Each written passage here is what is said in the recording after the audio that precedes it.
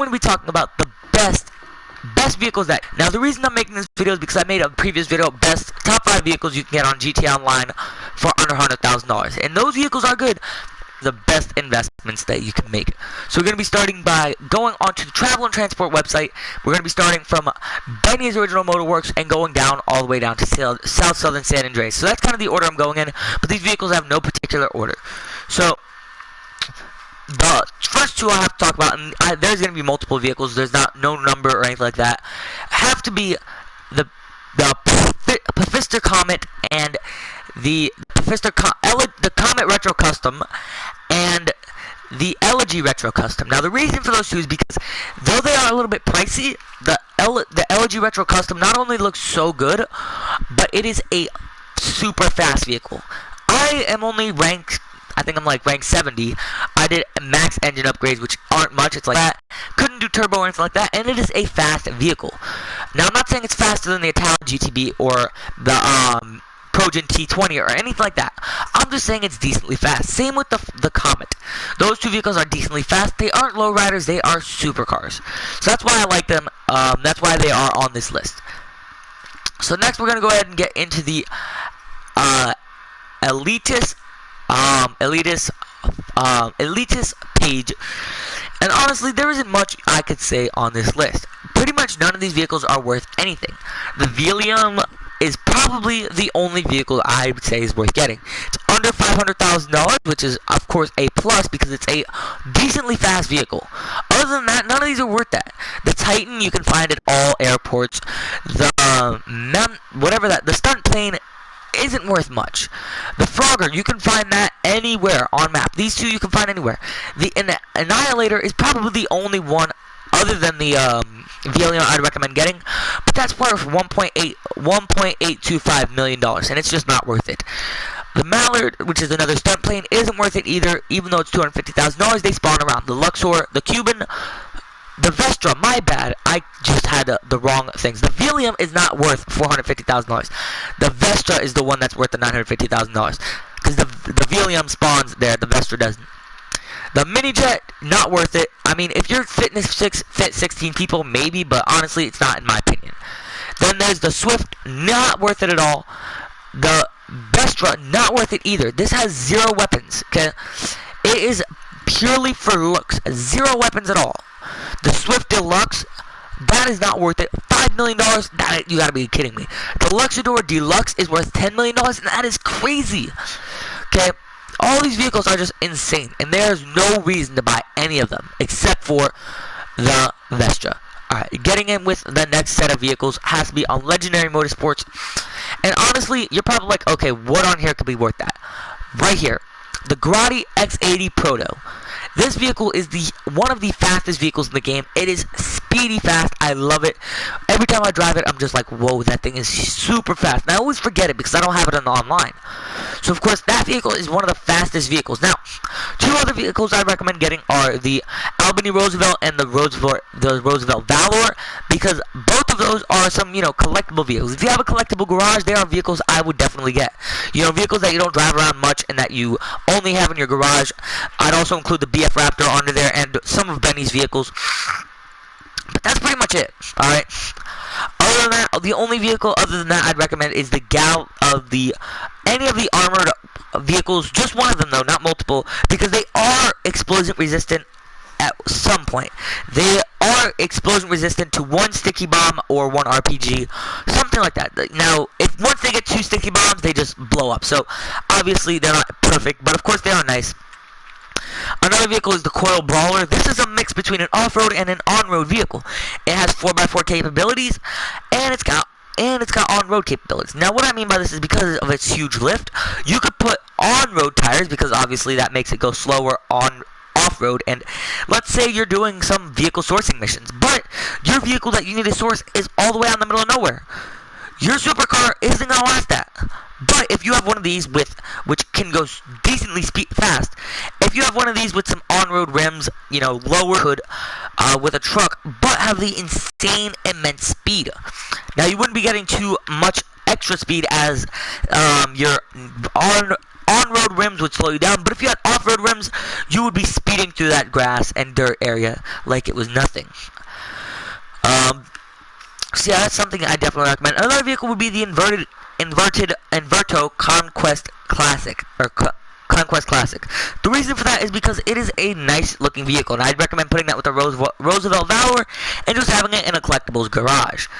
Another vehicle is the Pegassi Zentorno. That thing is super fast.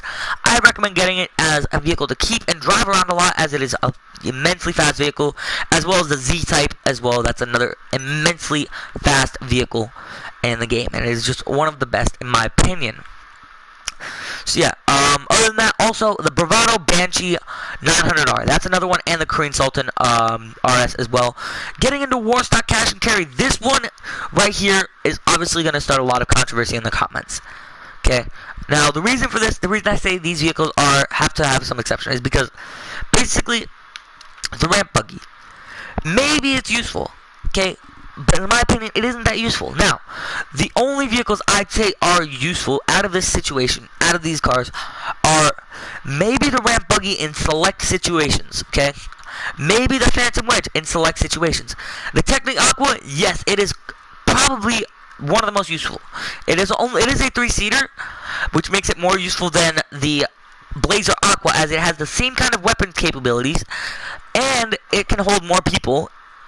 Also, it's a truck, which means that it can go on-road and off-road, and if you crash, you're not guaranteed to fall off. As well as that, I would definitely say no to the armored box build, as the tires are not bulletproof. I would also say, honestly, if you did the mission and you're only paying $500K for the Wastelander, I'd say to get it, because you can use it for its intended purpose. If you put it in the back, let's say you have a setup of multiple people. Let's say you have your whole crew, not your crew, your CEO and an associate. That associate can get in the vehicle and get in the back of the truck, because this can hold 4 people in the back. So your associate can be in the back of the truck, and if the vehicle looks like it's going to fall out, he could jump out of your truck, jump into the car, hold the gas while you drive. Another vehicle, of course, has to be the Ruiner 2000. Now, you're probably like, what? That thing is super expensive, but yes, it is amazing. It has parachute capabilities, it has missile capabilities, which makes it that much better, and it's just so good. Okay. Rocket Voltic, yes, for getting high speeds, but of course it doesn't have any racing capabilities, so I don't know. Another vehicle I would not recommend getting are either of the Cargo Bobs, as both of them are kind of crappy. Honestly, you can't use them. Well, I mean, you could use them for your vehicle sourcing, but the problem is they spawn at airports anyways. Now, the Turreted Limo, I have to say you have to get. It's one of the best vehicles you can get in-game. The Insurgent Pickup, honestly, I'm not sure. It's a Pegasus vehicle, so, you know, it's just as good as the Turreted Limo, except the Turreted Limo can fit more people, well, less people, but it can obviously, you know, you can have the actual 5th person secured, as he can duck down, and I'm not so sure if you could do that with the Insurgent, but of course, you know, that's that. Then there's the normal Insurgent. This one I have to say you need to get. I have this, and it's just the best purchase I've ever made. True, it is $6,000 to, of course, purchase, but later on in the video, I'm going to show you guys how explosion resistant it is, and how you can basically use it as a battering ram. So that's going to be later on. Then, of course, comes in the Buzzard Attack Chopper at $1.75 million, but it is probably the best vehicle you're going to get. And then that's pretty much it for Warstock Cash and Carry vehicles. You could get the Liberator, but it's not too good, honestly. The Rhino tank is obviously a good one as well. Now we're getting into Doc Cheese. Doc Cheese doesn't have too many good vehicles. Honestly, I'm not even going to lie to you guys. Probably one of the worst. One of the worst ones. Because the only good thing I can get out of this, and honestly, it's literally, if you earn the money legitimately, then I guess, but the cheapest yacht is $6 million. Now, the most expensive yacht, as you guys see, I actually create one of the most expensive yachts, would cost more than $100 in GTA Shark Card money.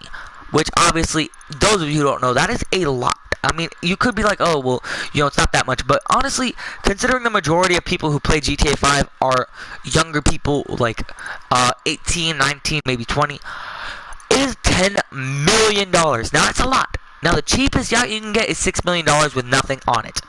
So obviously that is a $100 shark card right there down the drain, or a Megalodon shark card. Next, we're going to be skipping over the pedal and metal one. We're just going to be going over one vehicle, which is the BMX.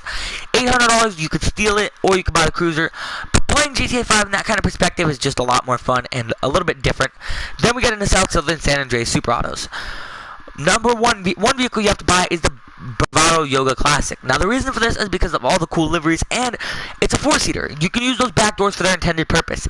If you and your friends just rob a bunch of convenience stores, you could have one of your friends, let's say, open the back door of the van. You run into the shop, shoot the guy, jump into the van, and start shooting out with your carbine rifle. And then you can shut the door and have full protection, as there's no windows for the back seat.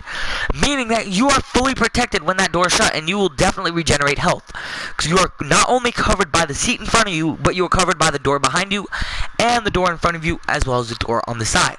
Only way you can get shot is if there's a nice officer right here shooting inward, and of course the driver could of course run the officer over. Next vehicle I'd have to recommend on this list is of course these three right here. Now these three are decently expensive, but if you got a little bit of extra cash, they are decently speeded and they're good for off-road. Next I have to recommend the Armored Kuruma, and of course that's pretty much that for the exclusive section. Now getting into two other than the ones I recommended in the previous video, except of course having to be the Granger, which I already recommended, but of course that's something super you need, and maybe even a sports bike. Other than that, there's not much. I've gone over everything else, but thank you guys so much for watching. I will also be going over 10 properties you definitely need in GTA 5. So obviously I know this wasn't in the title, but this is like 10 properties you need. So getting out of this, let's go to Dynasty 8 exclusives, enter site. You obviously need your Dynasty 8, not your Dynasty 8, yeah, your office and warehouse in the office. Those are the two things I'd recommend. But other than that, if you're excluding those because those are different things. Why do I keep going to that? My bad. Dynasty 8 normal. View property listings. I would have to recommend a 10-car garage. It's the cheapest one in the game, which has 10 cars. So let me go ahead and head to it. 66. Right here. It's $120,000 and it's in the middle of nowhere, but it is still a nice garage. As well as that, I would have to recommend any of the other 10-car apartments that are cheap. So you could do heists, but $135,000 here. But thank you guys so much for watching. Like it if you like it, share it if you like it, and subscribe if you're new around here. I do these videos daily on my channel, and if you subscribe, you'll see them daily on your homepage.